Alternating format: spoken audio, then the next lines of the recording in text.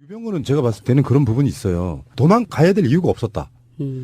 네. 털어야지. 그걸 도망간다고 어디로 도망가요, 그 사람이. 자기가 갖고 있는 재산이라는 게 있는데. 네, 그렇죠. 그러면 누군가에 의해서 사실상 잡혀있는 상태로 도망가는 것처럼 꾸며졌을 가능성이 있다는 거예요. 유병헌 전 세모그룹 회장의 큰딸 유섬나 씨가 내일 우리나라로 강제 송환됩니다.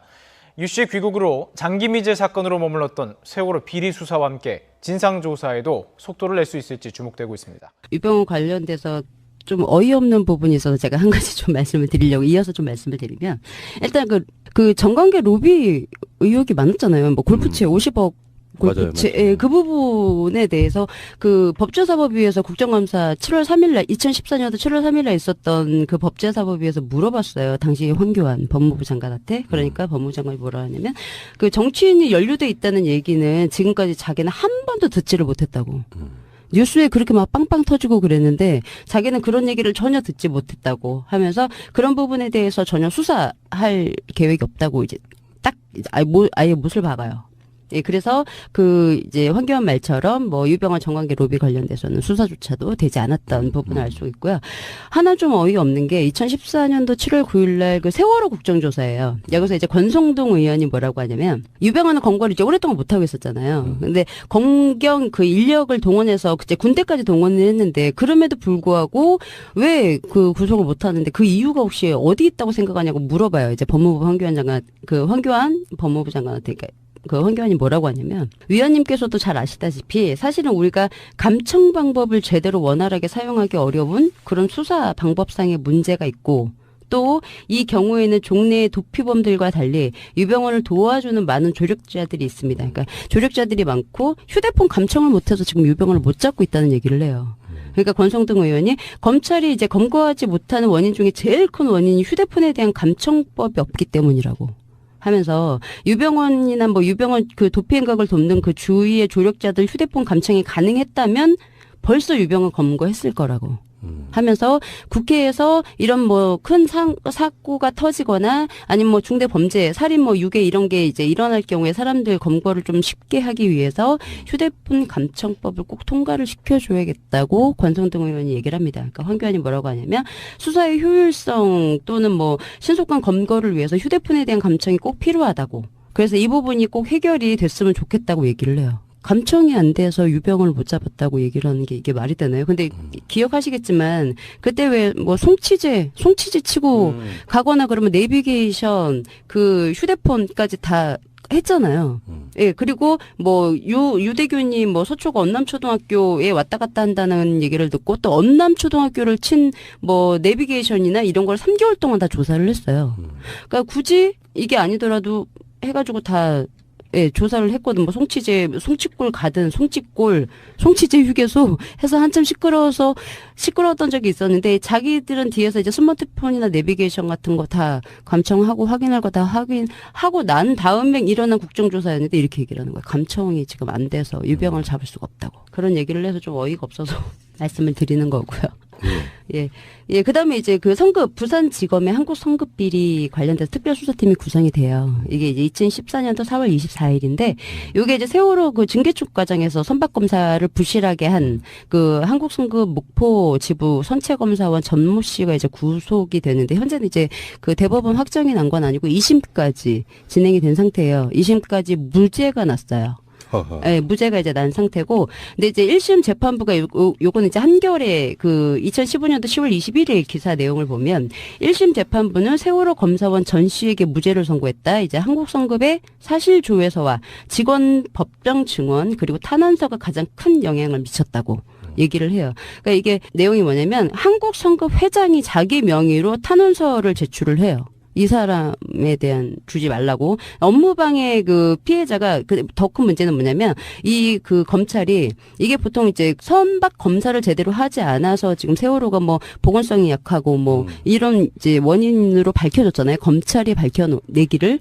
그러면 선박 검사가 잘못됐다라고 하면 이건 업무상 과실치사가 돼야 되는데, 그럼 상대편이 한국 성급이 아니고 이제 세월호 예를 들어서 뭐 유가족이 된다거나 아니면은 그렇게 이제 그 돼야 되는데 업무방해 피해자가 그러니까 그 선박 그 검사를 제대로 안 한 거에 대한 피해자가 세월호 유가족이 아니고 한국 성급으로 기소를 했어요. 얘가 검사를 잘못해서 피해를 한국 성급이 입었다. 라고 해서 기소를 할 때, 예, 한국 성급이 피해자로 기소를 했어요. 예, 그렇게 해서 피해자가 한국 성급으로. 근데, 그러니까 요 한국 성급 회장이 내가 피해자야. 근데 나는 얘 처벌을 원치 않아. 그리고 탄원서를 넣은 거예요. 근데 그 이야기 나온 김에 그렇게 하면 지금 우리가 이야기 핵심 중에 하나가 유병헌 회장이잖아요. 네. 근데 유병헌 회장에 대한 우리가 그 이야기 했었잖아요. 이 양반은 사실 세월호 사건도 처벌받을 일이 없다. 이거는 법적으로 그냥 우리가 억지 주장하는 게 아니라 네. 첫 번째 유병헌은 대표이사의 위치에 있지 않았어요. 네네. 실질적으로 청해진 해운에 세월호를 운항하는 책임이 일단 없는 사람이고요. 네. 두 번째는 그때 한참 많이 나왔던 게 그 세월호 안에 사진 갤러리 중축하는 것 전시실. 예.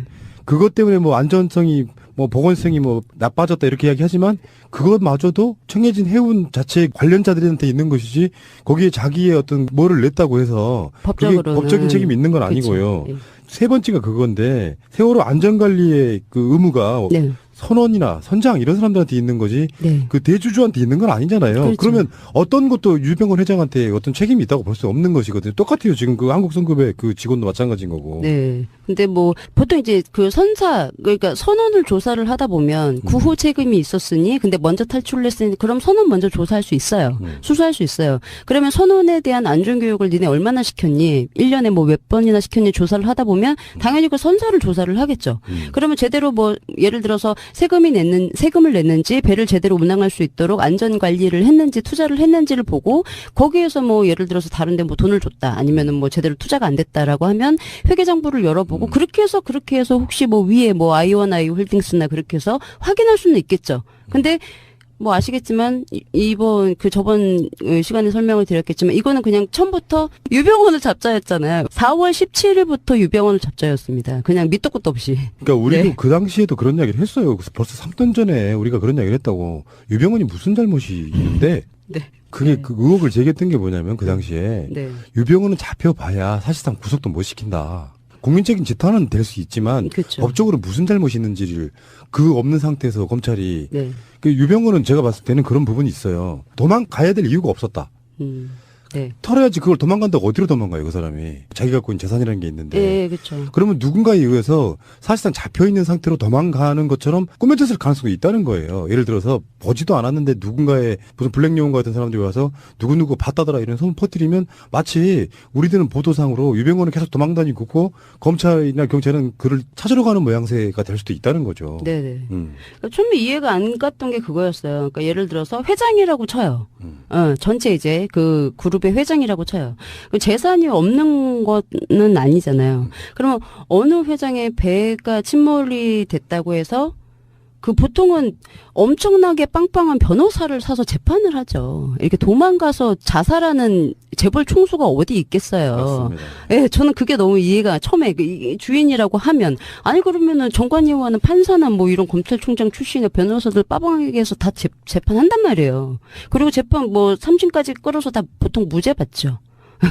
뭐 감옥에 들어가봤자 몇 개월밖에 더 있겠어요? 근데 갑자기 도망을 막 하더니 자살했대요. 그러니까 미디어에 의해서 또는 국가 공권력에 의해서 어떻게 뭔가 이미지가 왜곡될 수가 있냐면은 삼성 그룹 내에서 공사를 하다가 대형 사고가 났다고 쳐요. 그러면 이건희 잡으러 갑니까? 아니잖아요. 그러니까요. 똑같은 상황인 거예요, 그게. 네, 그래서 유병헌 관련돼서 좀 어이없는 부분이 있어서 제가 한 가지 좀 말씀을 드리려고 이어서 좀 말씀을 드리면 일단 그 정관계 로비 의혹이 많았잖아요. 뭐 골프채 50억 골프채, 맞아요. 예, 그 부분에 대해서 그 법제사법위에서 국정감사 7월 3일날 2014년도 7월 3일날 있었던 그 법제사법위에서 물어봤어요. 당시 황교안 법무부 장관한테. 그러니까 법무부 장관이 뭐라 하냐면 그 정치인이 연루돼 있다는 얘기는 지금까지 자기는 한 번도 듣지를 못했다고. 뉴스에 그렇게 막 빵빵 터지고 그랬는데 자기는 그런 얘기를 전혀 듣지 못했다고 하면서 그런 부분에 대해서 전혀 수사할 계획이 없다고 이제 딱 아예 못을 박아요. 예, 그래서 이제 황교안 말처럼 뭐 유병헌 정관계 로비 관련돼서는 수사조차도 되지 않았던 부분을 알 수 있고요. 하나 좀 어이없는 게 2014년도 7월 9일 날 그 세월호 국정조사예요. 여기서 이제 권성동 의원이 뭐라고 하냐면 유병헌은 검거를 이제 오랫동안 못하고 있었잖아요. 근데 검경 그 인력을 동원해서 이제 군대까지 동원을 했는데 그럼에도 불구하고 왜 그 구속을 못하는데 그 이유가 혹시 어디 있다고 생각하냐고 물어봐요. 이제 법무부 황교안 장관, 황교안 법무부 장관한테. 그러니까 그 황교안이 뭐라고 하냐면 위원님께서도 잘 아시다시피 사실은 우리가 감청 방법을 제대로 원활하게 사용하기 어려운 그런 수사 방법상의 문제가 있고 또 이 경우에는 종래의 도피범들과 달리 유병헌을 도와주는 많은 조력자들이 있습니다. 그러니까 조력자들이 많고 휴대폰 감청을 못해서 지금 유병헌을 못 잡고 있다는 얘기를 해요. 그러니까 권성동 의원이 검찰이 이제 검거하지 못하는 원인 중에 제일 큰 원인이 휴대폰에 대한 감청법이 없기 때문이라고. 초등학교를 친 뭐 내비게이션이나 이런 걸 3개월 동안 다 조사를 했어요. 그러니까 굳이 이게 아니더라도 해가지고 다 조사를 했거든. 뭐 송치골 가든 송치제 휴게소 해서 한참 시끄러웠던 적이 있었는데 자기들은 뒤에서 이제 스마트폰이나 내비게이션 같은 거 다 감청하고 확인할 거 다 확인하고 난 다음에 일어난 국정조사였는데 이렇게 얘기를 하는 거야. 감청이 지금 안 돼서 유병헌을 잡을 수가 없다고. 그런 얘기를 해서 좀 어이가 없어서 말씀을 드리는 거고요. 예, 그 다음에 이제 그 부산지검의 한국성급비리 관련돼서 특별수사팀이 구성이 돼요. 이게 이제 2014년도 4월 24일인데, 요게 이제 세월호 그 증개축 과정에서 선박검사를 부실하게 한 그 한국성급 목포 지부하고 왜 그 구속을 못 하는데 그 이유가 혹시 어디 있다고 생각하냐고 물어봐요. 이제 법무부 황교안 법무부 장관한테. 그러니까 그 황교안이 뭐라고 하냐면 위원님께서도 잘 아시다시피 사실은 우리가 감청 방법을 제대로 원활하게 사용하기 어려운 그런 수사 방법상의 문제가 있고 또 이 경우에는 종래의 도피범들과 달리 유병헌을 도와주는 많은 조력자들이 있습니다. 그러니까 조력자들이 많고 휴대폰 감청을 못해서 지금 유병헌을 못 잡고 있다는 얘기를 해요. 그러니까 권성동 의원이 검찰이 이제 검거하지 못하는 원인 중에 제일 큰 원인이 휴대폰에 대한 감청법이 없기 때문이라고. 하면서 유병헌이나 뭐 유병헌 그 도피 행각을 돕는 그 주위의 조력자들 휴대폰 감청이 가능했다면 벌써 유병헌 검거했을 거라고. 2014년도 7월 3일에 있었던 그 법제사법위에서 물어봤어요. 당시 황교안 법무부 장관한테. 그러니까 법무부 장관이 뭐라 하냐면 그 정치인이 연루돼 있다는 얘기는 지금까지 자기는 한 번도 듣지를 못했다고. 뉴스에 그렇게 막 빵빵 터지고 그랬는데 자기는 그런 얘기를 전혀 듣지 못했다고 하면서 그런 부분에 대해서 전혀 수사할 계획이 없다고 이제 딱 아예 못을 박아요. 예, 그래서 이제 황교안 말처럼 뭐 유병헌 정관계 로비 관련돼서는 수사조차도 되지 않았던 부분을 알 수 있고요. 하나 좀 어이없는 게 2014년도 7월 9일 날 그 세월호 국정조사예요. 여기서 이제 권성동 의원이 뭐라고 하냐면 유병헌은 검거를 이제 오랫동안 못하고 있었잖아요. 근데 검경 그 인력을 동원해서 이제 군대까지 동원을 했는데 그럼에도 하면서 국회에서 이런 뭐 큰 사고가 터지거나 아니면 뭐 중대 범죄, 살인 뭐 유괴 이런 게 이제 일어날 경우에 사람들 검거를 좀 쉽게 하기 위해서 휴대폰 감청법을 꼭 통과를 시켜줘야겠다고 권성동 의원이 얘기를 합니다. 그러니까 황교안이 뭐라고 하냐면 수사의 효율성 또는 뭐 신속한 검거를 위해서 휴대폰에 대한 감청이 꼭 필요하다고. 그래서 이 부분이 꼭 해결이 됐으면 좋겠다고 얘기를 해요. 감청이 안 돼서 유병헌을 못 잡았다고 얘기를 하는 게 이게 말이 되나요? 근데 기억하시겠지만 그때 왜 뭐 송치제 치고 가거나 그러면 내비게이션 그 휴대폰까지 다 했잖아요. 예, 그리고 뭐 유대균이 뭐 서초구 언남초등학교에 왔다 갔다 한다는 얘기를 듣고 또 유병헌은 제가 봤을 때는 그런 부분이 있어요. 도망가야 될 이유가 없었다. 네. 털어야지. 그걸 도망간다고 어디로 도망가요, 그 사람이. 자기가 갖고 있는 재산이라는 게 있는데. 네, 그렇죠. 그러면 누군가에 의해서 사실상 잡혀있는 상태로 도망가는 것처럼 꾸며졌을 가능성이 있다는 거예요. 유병헌 전 세무그룹 회장의 큰딸 유섬나 씨가 내일 우리나라로 강제 송환됩니다. 유 씨 귀국으로 장기미제 사건으로 머물렀던 세월호 비리 수사와 함께 진상조사에도 속도를 낼 수 있을지 주목되고 있습니다. 유병헌 관련돼서 좀 어이없는 부분이 있어서 제가 한 가지 좀 말씀을 드리려고 이어서 좀 말씀을 드리면 일단 그 정관계 로비 의혹이 많았잖아요. 뭐 골프채 50억 골프채 맞아요. 그 부분에 대해서 그 법제사법위에서 국정감사 7월 3일